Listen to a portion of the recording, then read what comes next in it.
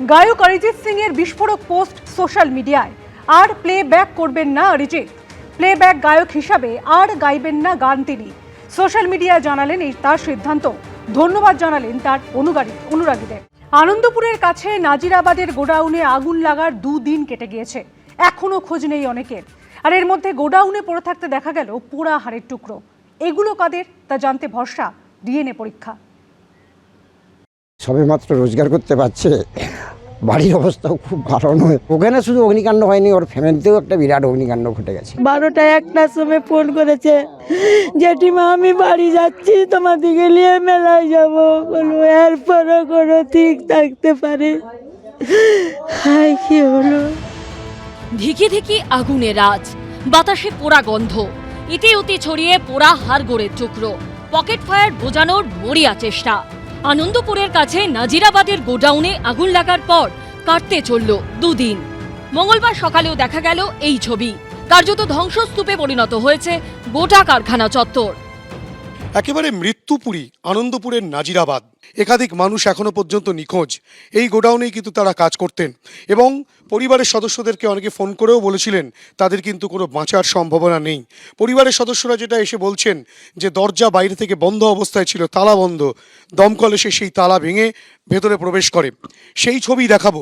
এখনো পর্যন্ত কিন্তু সেই আগুন ধিকি ধিকি জ্বলছে বিভিন্ন জায়গায়। নিখোঁজদের পরিবার গত 2 রাত ধরে দুশ্চিন্তায় 2 চোখে পাতা এক করতে পারেনি। এর মধ্যে প্রশ্ন উঠছে, গোডাউনে পড়ে থাকা এই হাড়ের টুকরো কাদের, কি তাদের পরিচয়? জানতে এখন ভরসা কেবল ডিএনএ টেস্ট। এখানে আমার নিজের দাদা ছিল, জেঠুর ছেলে, এবং আমার নিজের শালা ছিল। মোট 17 জন ছিল, 4 জন পালিয়ে যেতে পেরেছে কোনো রকমে, আর বাকি কেউ বেরোতে পারেনি। আমরা তো ডেড বডিও পাচ্ছি না। মালিক, আমি তো তার কোনো যে মালিকের যে একটা ফোন করা কিংবা এসে দাঁড়ানো, মালিককেই তো দেখতে পাচ্ছি না। রবিবার রাত 3টে নাগাদ দাউ দাউ করে জ্বলতে শুরু করে নাজিরাবাদের এই 2 গুদাম। চোখের নিমেষে নিউ পুষ্পাঞ্জলির ডেকোরেটরসের গোডাউনে আগুন ছড়িয়ে পড়ে পাশে থাকা ওয়াও মোমো কারখানায়।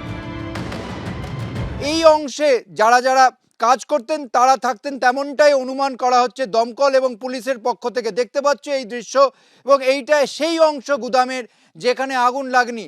তবে কতজন ছিলেন এখানে তার কোনো অনুমান করা যাচ্ছে না, তার কারণ এখানে পুলিশ যাদের সঙ্গে কথা বলবে, এই গুদামের যারা মালিক বা যে এই দায়িত্বে ছিলেন তাদের কোনো খোঁজ এখনো পাওয়া যায়নি। এটা ফ্লেমেবল ম্যাটেরিয়াল ছিল, কম্বাস্টেবল ম্যাটেরিয়াল, ডেকোরেটিভ ম্যাটেরিয়াল থাকে, ওরা চট করে সময় দেয় না। ফায়ার এক্সটিংগুইশিং ম্যাটেরিয়াল কিছু নজরে পড়ে না।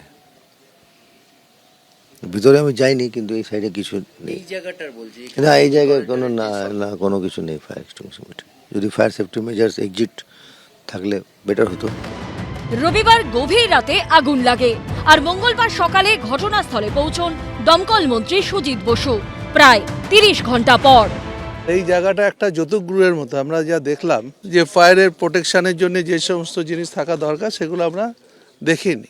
যা যা আইনগত ব্যবস্থা আছে এর বিরুদ্ধে সবকিছু ব্যবস্থা নেওয়া হবে। শুধু জাস্ট ফায়ার ব্রিগেড রেখে দিয়েছে এবং সেখানে প্রচুর হাজার হাজার কোটি টাকা ধ্বংস হচ্ছে রাজ্য সরকারের, কিন্তু কোনো কাজ হচ্ছে না।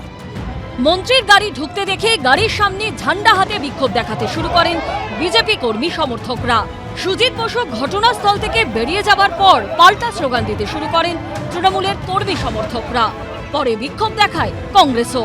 হিন্দল দে, ঝিলম করঞ্জাই ও সন্দীপ সরকারের রিপোর্ট, এবিপি আনন্দ। এবিপি আনন্দ, এগিয়ে থাকে, এগিয়ে রাখে।